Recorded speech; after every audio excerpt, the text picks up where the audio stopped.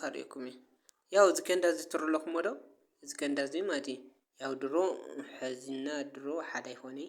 ሕዚ ብሕዝ ሰዓትና ብሕዚ ጊዜ ድንህናዮ ማንኛው ነገር ጣፍ ይኹን ማሽላ ያው ብከንዳ ይድድጉዶጉሎ ማለት እዩ ብከንዳ ይድድጉዶግ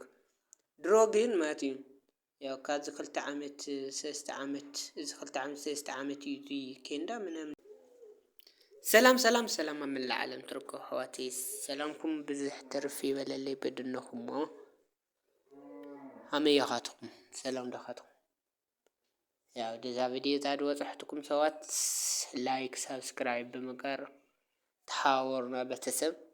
يا وسقاتكم داخلكم عملنايو انجدي አበራታታና ማለት እዩ ያው ለአበራታታኩም ብዙ ሐስተያየት ትሁና ሰዋት ለብ ጣዕሜና መስገን ዛ ቪዲዮ ዛ ሐድስት ድኾንኩም ለለ ሰብስክራይብ በመግባር ተቃላቀሉና በተሰብኩና በአክብሮት ማለት እዩ በተሰብ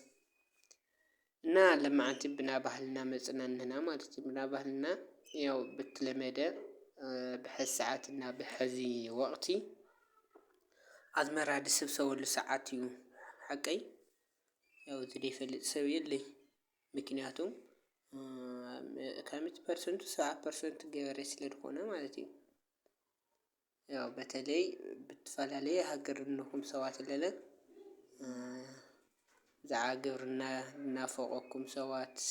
ትዝታድንሁም ሰዋት ሸር ገወርሎም ማርያም ወዴ ነማኒኩይ እና በጣም ደስ ለማዓንቲ ቪዲዮ ያው አንተርለኩም ማለት ለማዓንቲ ማሽላ ላትቆረጥ ይድነው ርዕሱ ማለት እዩ ያው ርዕሱ ተቆርጦ አውዲ አቲ አውድጉም ይድጉዶግ ማለት እዩ እና አቋራርጧ ሀሚያም ደወረለ ካሪኩሚ ያው ዝከንዳ ዝትርለኩም ወዶ ዝከንዳ ዘይ ማቲ ያው ድሮ ሕዝና ድሮ ሓዳይ ሆኒ ሕዚ ብሕዝ ሰዓትና ብሕዚ ጊዜ ድንህናዮ ማንኛው ነገር ጣፍ ይኹን ማሽላ ያው ብከንዳ ይድድጉዶጉሎ ማለት እዩ ብከንዳ ይድድጉዶግ ድሮ ግን ማቲ ያው ካዝ ክልተ ዓመት ሰስተ ዓመት እዚ ክልተ ዓመት ሰስተ ዓመት እዩ ከንዳ ምናምን ድመጸዳ ማቲ ያው አዶም ቀድሚ ሕዚ ምድሮት ይቆፈር ትጸርጉ ማይ ዝዕዛዕ ይደቅደቅ ትዶቅድቁ ያው ገለባት ክንስንሱ ገለባት ክንስንሱ እሱ ከአትዩ ያው በሕዝ ሰዓት ግን በሕዝ ሰዓትና በሕዝ ጊዜ ግን አምጥርለኩም ሁሉ ነገር ከንዳ እዩ ማለት እዩ ድጣፍለ ከንዳ ማሽላ ለከንዳ ጣም ዝሮ ደስ ይዲልና ግን ደሞ መንሃም ሃምና ምድር ቤት ምክንያቱም በረከት ለብ ጣዕሚ ድንህው በረከት እዩ ያው ለሐዝ ሰዓት ግን ከንዳ ሁሉ ነገር ከንዳ በከንዳ ይስርሕሉና ያው አምጥርለኩም ከንዳው በጣም ሰፊሕ እዩ ማሽላው ሞጹ እንግዲህ አብዝ ኩብሉ እዩ አብዝ ከአቲ ያው ከንዳው ማለት እዩ ያው ብታሕትነ ጋራጣ እንደው ገለ ረክሞ ተቆፍሩንሁ ትዶልሉንሁ ቦታው ማለት እዩ ጋራጣ ድባል ምንም ነገር አያግኒ እና እዚ ሲሲ ከንዳው እዚ በጣም ሲሲ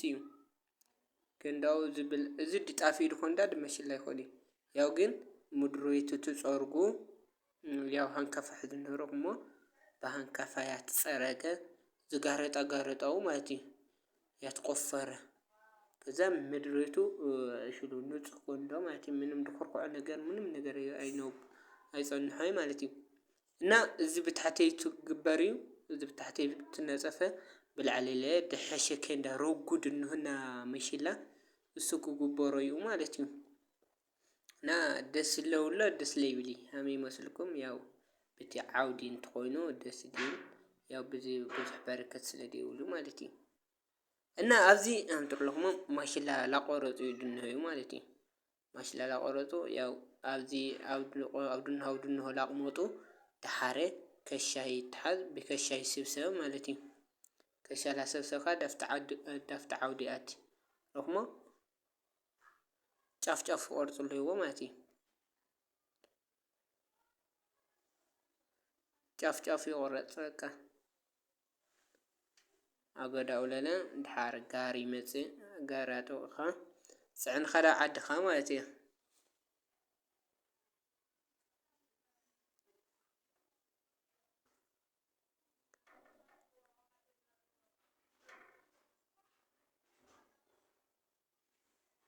ዝሮ ማርያምን ኣነ ባህልና ብጣዕሚ ደስ ዝብለኒ ያው ረኹሞ ተቆረፀ ሓደ ተኣከበ ድሓር ረኹሞ እዚ ኬንዳ ዝት ዘርጉሕ ነው ማለት እዩ እዚ ኬንዳ ዝለለ ዕፅፍፅፍ ነብለና ኣብ ክልተ ንዕፅፎ ኢና ኣብ ክልተ ዓፅፍካ ብላዕሊ ልለ ዝረጉድ ኬንዳ እንሆ እሱ ንገብረሉ ኢና ብዝባኑ ማለት እዩ ያው ናርአየኩም ኢና ግን ኬንዳው ረኹሞ እዚ ሊጣፊኡ ድኾን ብጣዕሚ ሰፊሕ እዩ ብጣዕሚ ማለት እዩ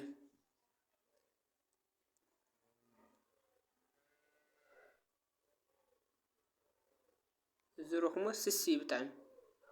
እዚ ለለ ረኹሞ ትነጥፍዎ ኖ ብላዕሊ ማለት ረጉድ እዩ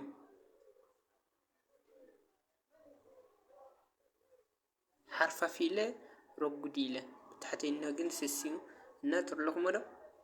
እሞ ማሸላ ኣትየሎ ማለት እዩ ኣትየሎ ብዝዋንና ብታሕተይና ያው ትፈልለኹሞ ኬንዳዎ ዶ እና ብጣዕሚ ደስ ዝብል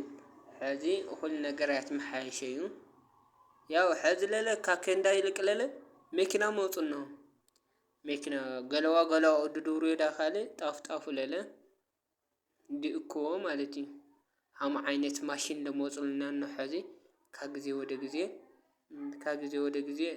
ኩሉ ነገር ላተስተኻኸለ እዩ ድንሆ ማለት እዩ ኩሉ ቴክኖሎጂ ላኾነ እዩ ደግሞ ዋው ደስ እዩ ድብል ማለት እዩ ሓደ ጊዜ ደስ ብሎ ብቻ እና ኣምጥለኹሞ መሸላዎ እትናየ ንህና ማለት እዩ እናእተናየ እዩ ንሳቶም ቆርፅለ እናእቲ ኣለና